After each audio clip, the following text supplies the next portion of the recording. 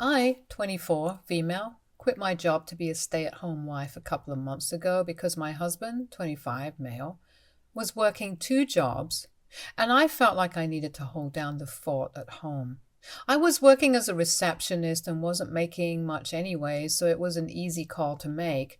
He took up a second job because he wasn't satisfied with his income in sales, so he took up a job for the evenings as well and wouldn't come back home until really late. My husband and I have been married for 2 years and have been together since we graduated. Neither of us comes from a particularly well-off family, and once we graduated, we were on our own. My parents had made it very clear to me that I needed to make my own money because now it was time for them to save for their retirement, and they couldn't keep funding me anymore, and I was okay with that. My husband was an only child, and his father passed away a year after our marriage, and he told me that his mother had passed away when he was just 9, so he had nobody to count on anyway. It took us a while to become financially stable, but for the past couple of months we had been doing reasonably well.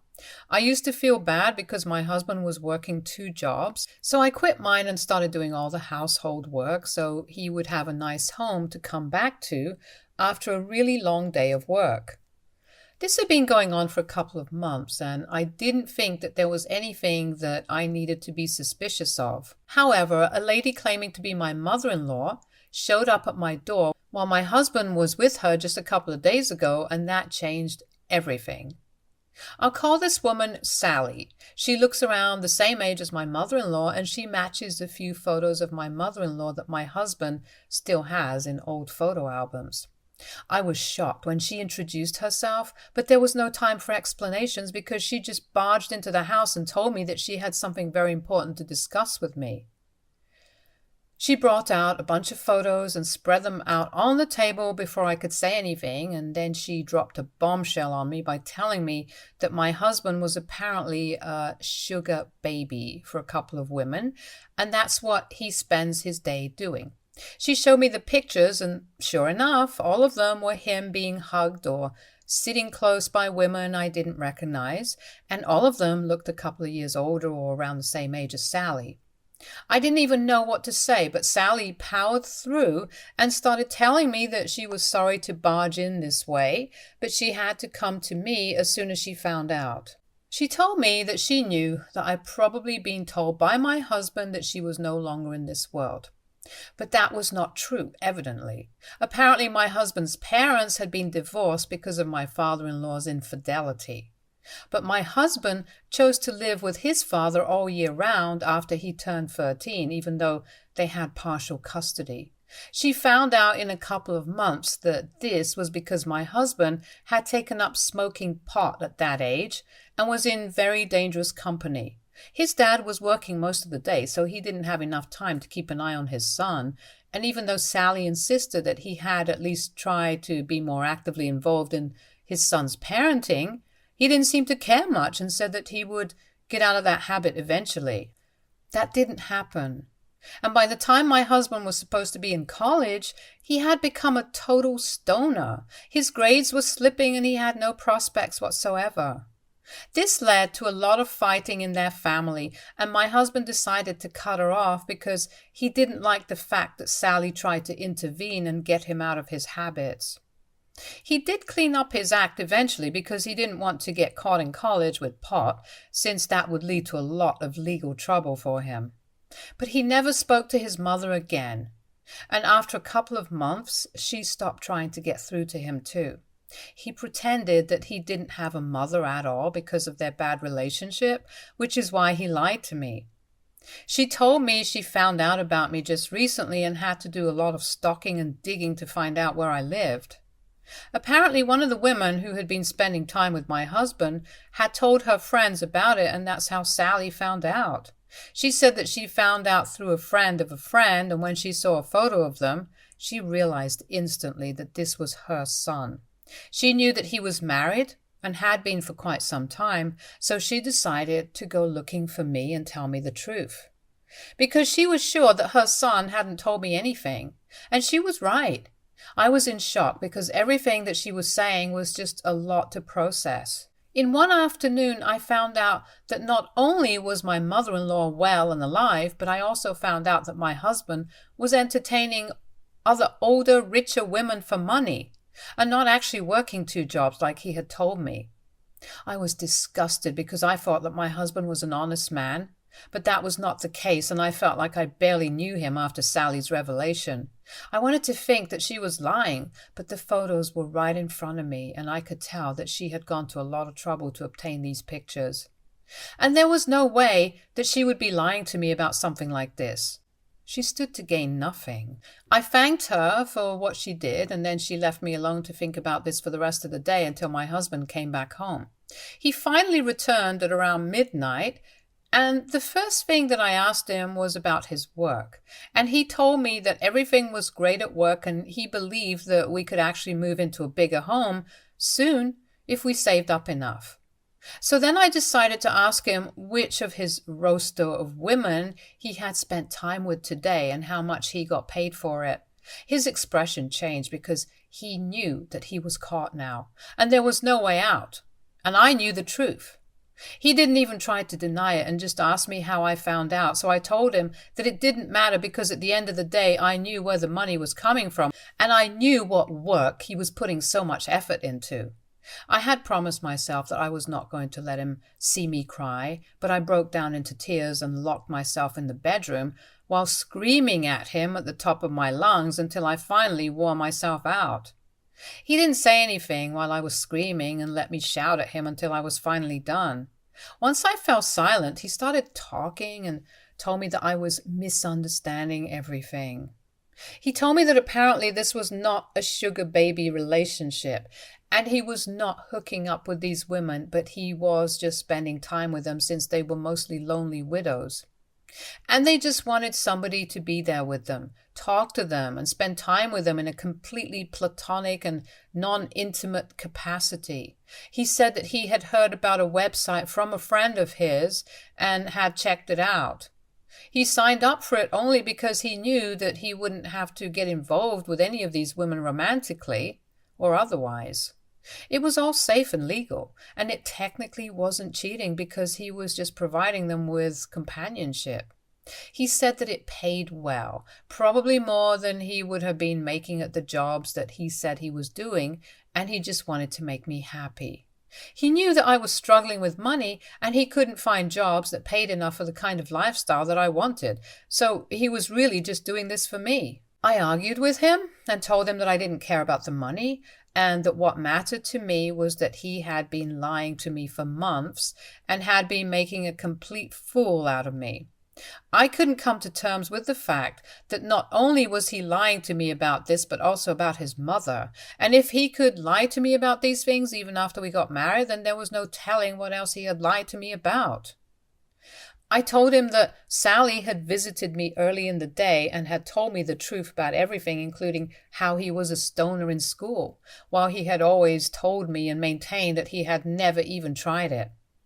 He kept saying that he was sorry and that he would quit this job and get off that site, but it really meant nothing to me because I didn't trust him anymore.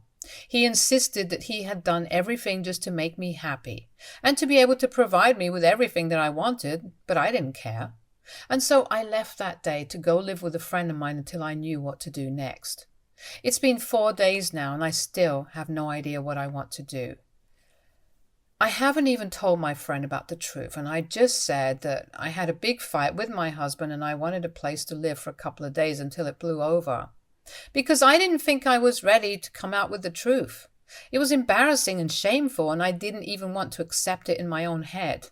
My husband has been texting me every day, and he even told me that he deleted his account and has cut ties with all the women that he was spending time with. He said that he has even started looking for a real job, one that I would approve of. I haven't replied to any of his messages yet, mostly because I don't even know what to say to him anymore.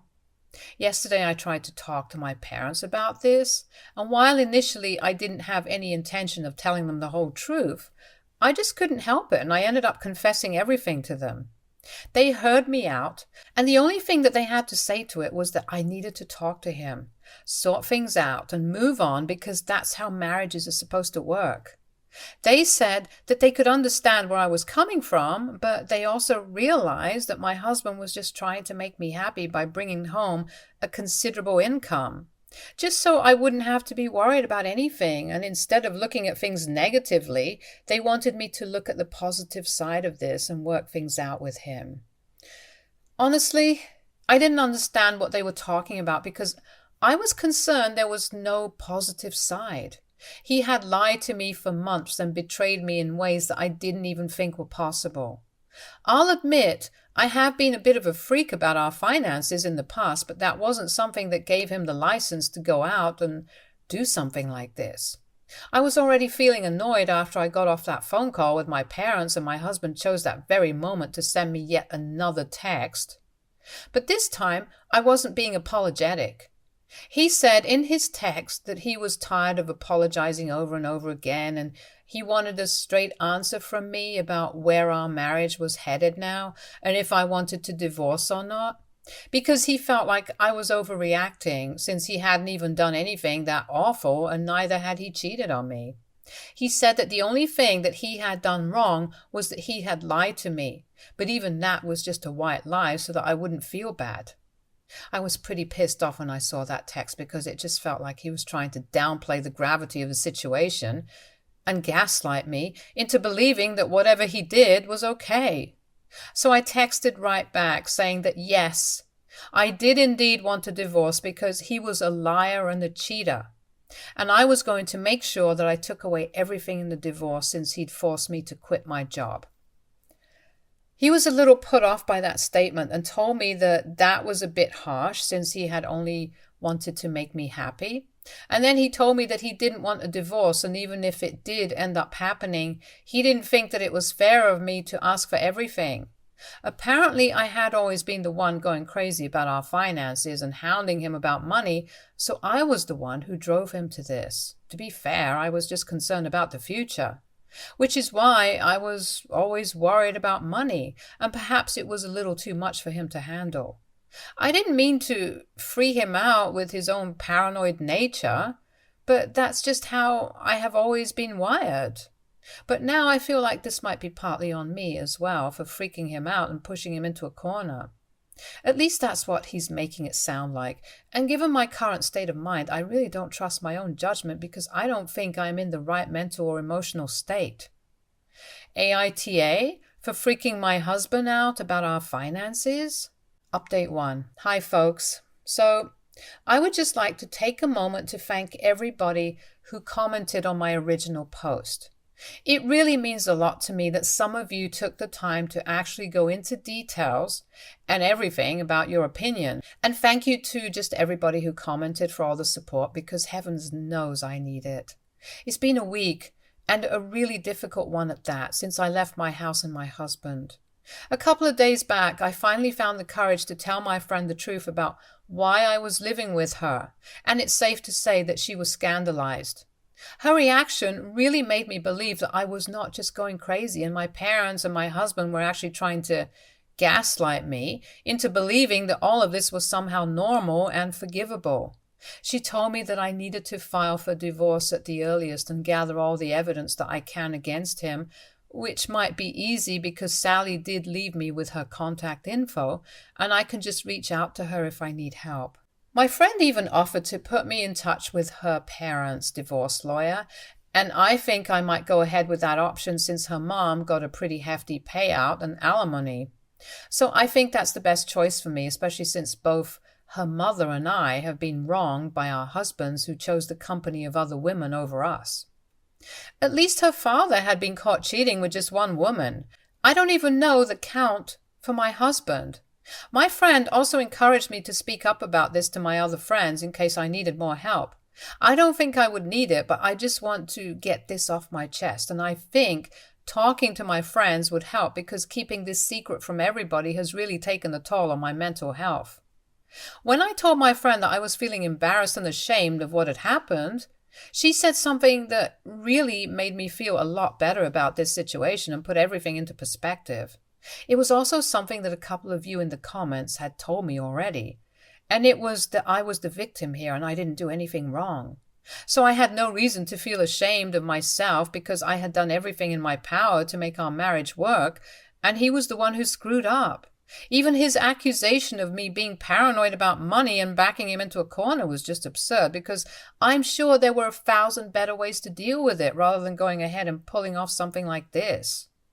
I'm still not comfortable referring to what he did and talking about it, so I keep saying something like this. Bear with it, please. I haven't talked to my parents either because I really think that what they said on that phone call with Dan was kind of weird. And definitely not the right advice for me. It felt like they were trying to force me to stay in this marriage in spite of all the lies. Because they, for whatever reason, believe that it's the right thing to do. And I don't really think that I'm misjudging the situation either, because they very clearly mentioned on that last phone call that they thought working it out with my husband would be the right thing to do. I really didn't like that advice, and I think it's best for us to stay apart for a while, because otherwise they'll just keep trying to enforce their opinions onto me, and that's really not what I need at the moment. Update 2. So I filed for divorce a couple of days ago, and today my husband was served. He had been trying to reach out to me recently and had asked me several times to at least meet with him before I did anything, but it was just too late. He sent me several messages after he was served, talking about how unfair I was being and that I needed to see both sides before I came to such an insane conclusion. To be honest, I didn't understand what his side could possibly be, because he had already told me his reasons and I didn't think that any of them were valid, which is why I went ahead with the divorce in the first place. Had I thought that any of his reasons were even a little legitimate, then I might have entertained the idea of meeting him, trying to talk things out and whatever. But I couldn't think of anything that he could say that could possibly make me forgive him at this stage. He had lied to me about too many things for me to just get over it, and I don't think I can remain married to a person who I don't even trust anymore. And I can't see us rebuilding that trust again, because everything that has happened is just a little too much. I told him that I didn't want to talk to him and I just wanted this to be over, because this was painful for me, since now it felt like I was married to a person who I didn't even know, and it was as good as having been with a stranger for these past couple of years. He sent me another text saying that we could still work things out and he had been looking into marriage counselors for us, but in my opinion, it was he who needed therapy, because so far he had always just taken the easy way out. From whatever Sally told me, and also the fact that instead of just sticking to his job and working hard, rising through the ranks, he chose to do something so extreme, and then even tried to blame me for it. I was very clear with him, and I told him that no matter what, things would just never work out between us ever again, and he needed to accept that. He lost me because of his own stupidity. And now, there was nothing he could do to win me back over. Even if he turned into a better person overnight, I wouldn't be able to trust him. That's just how badly he screwed up. After that, he didn't say anything, and that was the end of our conversation.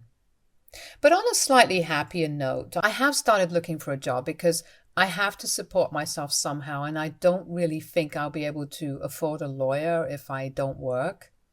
I know my parents aren't going to help because they haven't even tried to talk to me after that phone call, and I don't expect them to help either. I do have some money set aside, but that won't last me very long, so I'm back on the job market, and I even have an interview in a couple of days. My friend has been really kind to me and has even let me borrow a couple of her work outfits because I had only brought casual clothes with me. She told me that I don't need to worry about paying rent and stuff until I'm back on my feet. And I feel incredibly lucky to have such a great friend like her. Update 3. So that's just 3 days to go before the first negotiation session for the settlement and alimony, and today my husband showed up at my friend's place to try and talk to me in person because I wasn't responding to his texts. I was in the middle of doing laundry when my friend told me that my husband was here and even offered to force him to leave in case I didn't want to talk to him. But I decided I was just going to have a conversation with him and be done with this once and for all, because I was getting pretty sick of having to tell him the same thing over and over again, that we couldn't get back together and we couldn't work things out because what he did was unforgivable to me. So my friend confined herself to the bedroom while my husband and I talked in the living room. Yet again, he started off by apologizing to me, and I cut him off and told him that there was no need for this because this would just make it 10 times harder for me to go through with a divorce, and that's the last thing that I needed. I told him that I wanted him to understand that whatever he did was not okay with me, and no matter how much he apologized, it wouldn't make things right again, and it definitely wouldn't help because I just couldn't trust him again. And trying to work on a marriage where I didn't even trust the guy I was married to seemed pretty meaningless to me. So he needed to stop contacting me every couple of days trying to get me to change my mind because it just wasn't going to work. And then he started crying and told me that he loved me and he just wanted me to forgive him this one time. It was really hard for me because I loved him too, but I couldn't forget him at the cost of my own dignity. Then we went silent for a while, after which he got to his feet really abruptly and wiped his face, and then he told me that he'd see me with his lawyer in a couple of days and stormed out of the house. I was kind of shocked, but I guess he finally realized that crying and begging me to take him back was not going to work anymore. I was sad after he left, but mostly just relieved because this just meant that I could go all out and I wouldn't even have to feel bad about it. Because now we are officially over. So yeah, I guess I will see him in court. Stay tuned for more stories from our girl relationships.